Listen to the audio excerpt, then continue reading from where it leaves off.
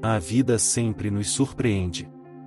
Em alguns momentos, recebemos surpresas boas, que alegram nosso coração, nos tiram do chão e nos levam ao cúmulo da alegria e do êxtase. A chegada de uma paixão é uma dessas surpresas gostosas, que mudam nossa perspectiva, nossa visão de futuro, que passa a incluir o outro e modificam algumas certezas entranhadas em nosso ser. Em outros momentos, a vida nos traz surpresas dolorosas. Notícias que chegam sem avisar e com força, como uma enorme tempestade, carregada de lágrimas e trovoadas, raios e gritos, ainda que silenciosos, de tristeza e revolta diante da nossa impotência.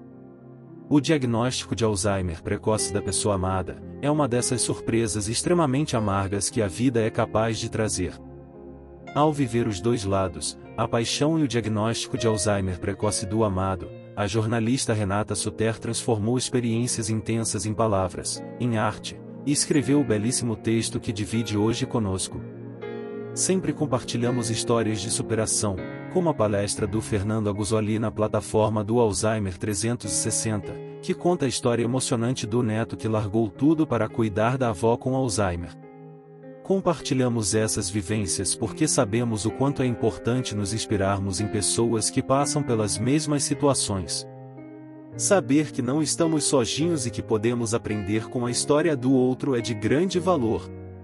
Fred morreu há pouco mais de 5 anos, vítima de um tipo agressivo do mal de Alzheimer.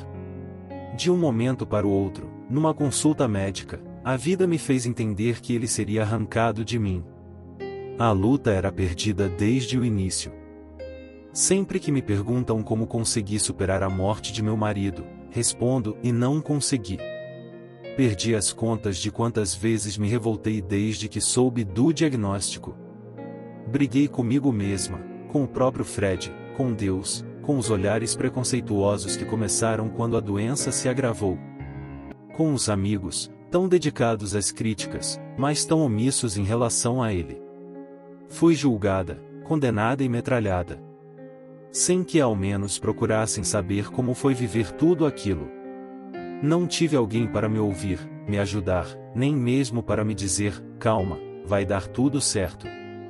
Enfrentar o Alzheimer é ver a pessoa que você ama indo embora aos poucos, todos os dias. E isso é o pior de tudo.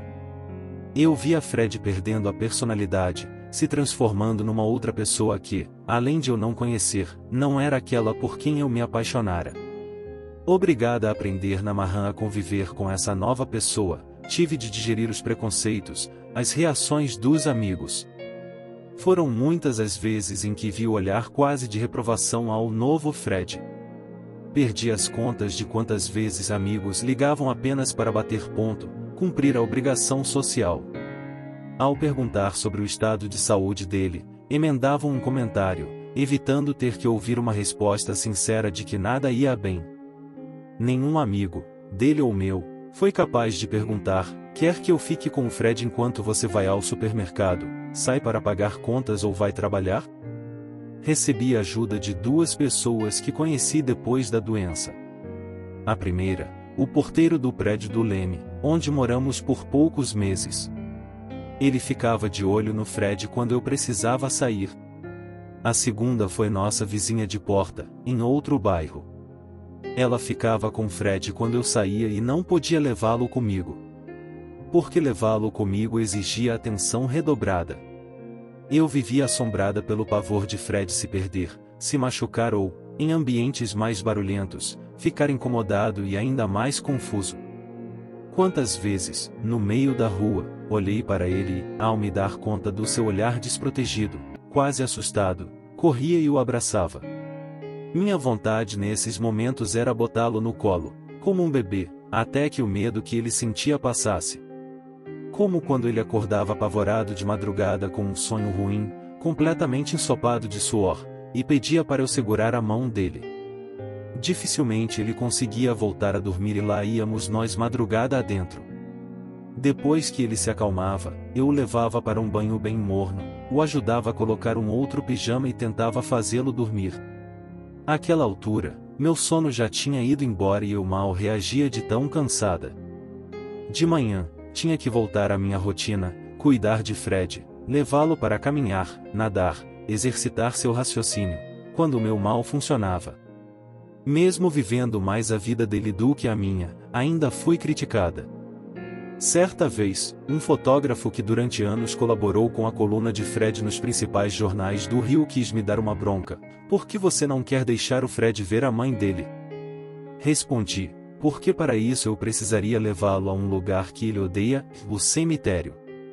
O tal fotógrafo ainda insistiu, você tem certeza de que ela morreu? Ele me pediu que eu a trouxesse até ele. Situações assim minavam minhas forças. Fred foi bem mais do que meu marido. Foi o homem que mudou a minha vida. Éramos muito diferentes. Eu amo sol, praia, mar. Fred odiava. Brincava que se a praia fosse mesmo algo de bom, seria azulejada. Eu fazia questão de praticar exercícios, ele abominava a ideia, inclusive a de eu fazer. Ele adorava o uísque. Eu, champanhe. Ele era fã de Billie Holiday, Ella Fitzgerald, ópera. Eu, de Michael Bublé, Marisa Monte e Annie Lennox. Tínhamos em comum Ennio Morricone. Ele amava a arte, adorava ir às exposições de seus artistas favoritos. Eu torcia o nariz. Sempre tive o paladar quase infantil. Ele, sofisticado, não dispensava em Dives e aipo. Poderia listar outras inúmeras diferenças. Elas jamais nos afastaram. Ao contrário, nos aproximaram. Eu o conheci num tradicional bar do bairro carioca do Leblon, o Florentino. Cruzamos olhares 2 vezes. A primeira, quando nos conhecemos. A segunda, no dia em que demos o primeiro beijo. Foi fulminante. Fred me olhou com uma luz nos olhos que eu jamais vira em alguém. Olhou como se eu fosse tudo o que ele procurasse há tempos. Eu soube, naquele instante, que ele era o homem da minha vida. Lá no Florentino eu ouvi pela primeira vez a frase que ele repetiu para mim todos os dias dos 11 anos em que fomos casados, à exceção da fase crítica da doença. Some people come into our lives, touch our hearts and we are never, ever the same. Algumas pessoas entram em nossas vidas, tocam nossos corações e nunca mais seremos os mesmos. Começamos a namorar em abril de 2000. Em junho daquele mesmo ano, num horário em que Fred deveria estar no jornal O Dia, onde ele era o principal colunista, recebo um telefonema dele, perguntando se poderia ir até a minha casa. Respondi que sim, preocupada com o tom sério de sua voz. Em poucos minutos ele chegou. Abri a porta e, antes mesmo de entrar, ele me perguntou, casa comigo? Eu, ainda sem ar, o puxei para dentro. O abracei e respondi, sim, sim e sim. Não posso dizer que o começo foi fácil. Os ciúmes excessivos e a necessidade de controlar cada passo que eu dava me sufocavam. Um mês depois de estarmos morando juntos, Fred passou mal e ficou internado por mais de uma semana por conta de problemas cardíacos.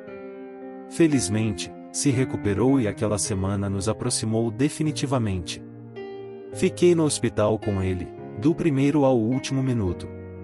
Jogamos cartas, falamos muita besteira e passamos horas conversando sobre o que faríamos dali em diante. Fomos felizes, muito felizes. Mais do que eu poderia imaginar. Fred não era exatamente o gente boa do pedaço. Tinha temperamento forte e explosivo, teimoso além do razoável.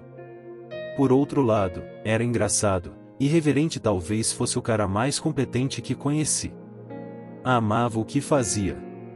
E sabia que era bom naquilo. Mas jamais foi pretensioso. Um homem sensível, generoso e pronto para viver um grande amor. A vida só esqueceu de nos dar mais tempo. A vida só esqueceu de me ensinar a lidar com o mal de Alzheimer. Aprendi no tapa, com cada dificuldade, entendendo como eu me responsabilizaria dali em diante por absolutamente tudo. Àquela altura, como a maior parte das pessoas e famílias que enfrentam esse mal, a nossa situação financeira estava arrasada. Ambos desempregados.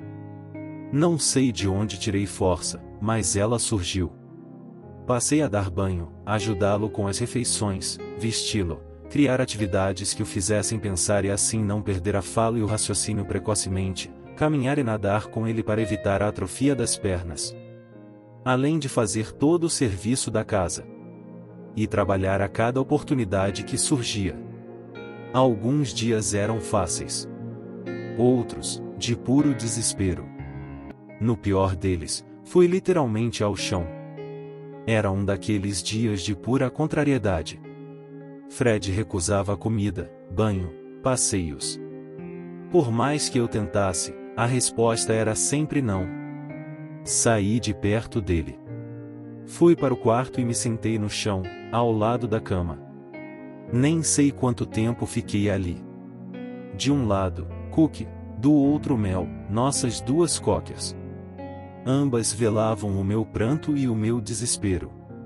O homem por quem eu era apaixonada desaparecia e dava lugar a um cara intratável. Sei que aquele jamais foi o Fred. Jamais seria. A vida seguiu entre minhas tentativas insanas de encontrar uma cura para aquilo que eu sabia ser incurável. O meu maior fantasma era o momento em que ele esqueceria meu nome. Acho que, num rasgo de piedade, a vida não quis que eu passasse por isso. Fred jamais esqueceu meu nome. Gostaria de poder falar que existem formas razoáveis de conviver com o mal de Alzheimer. O que há, para preservar a sanidade e o equilíbrio emocional de quem está ao lado de um paciente dessa doença, é encontrar maneiras de conduzir as dificuldades. O principal é respeitar a personalidade de quem sofre com o Alzheimer, encontrar o horário certo para cada atividade. Por exemplo, Fred detestava piscina e praia, mas passou a adorar dar algumas braçadas na piscina do condomínio onde morávamos.